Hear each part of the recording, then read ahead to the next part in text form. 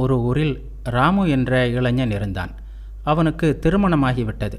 மனைவி, குழந்தைகள், வியாபாரம் என இல்லறத்தில் முழுமையாக மூழ்கியிருந்தான். பணம் சம்பாதிக்க, குடும்பத்தை காப்பாற்ற நாள் முழுவதும் ஓடினான். ஒரு நாள் வியாபாரத்தில் பெரும் நஷ்டம், கடன் தொல்லை, வீட்டில் சண்டை, குழந்தைக்கு நோய், எல்லாம் ஒன்றன்பின் ஒன்றாக வந்து மோதின. ராமு மன உறுதியை இழந்தான்.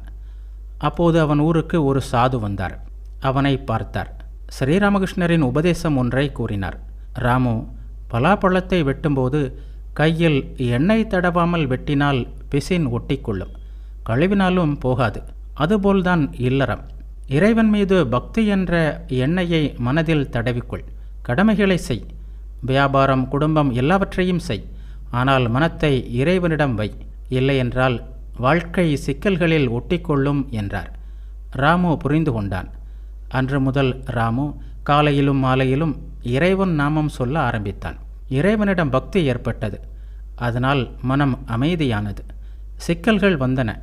ஆனால் மனம் இறைவனிடம் இருந்ததால் மனம் தளரவில்லை. அவனை கண்டு சக ஊழியர்கள் அனைவரும் ஆச்சரியப்பட்டார்கள். ராமு வாழ்வின் இரகசியத்தை கற்றுக்கொண்டான்.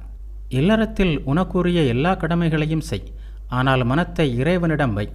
இறைவனிடம் பக்தியை அடையாமல் இல்லறத்தில் ஈடுபட்டால் மேலும் மேலும் சிக்கலில் மாட்டிக்கொள்வாய்.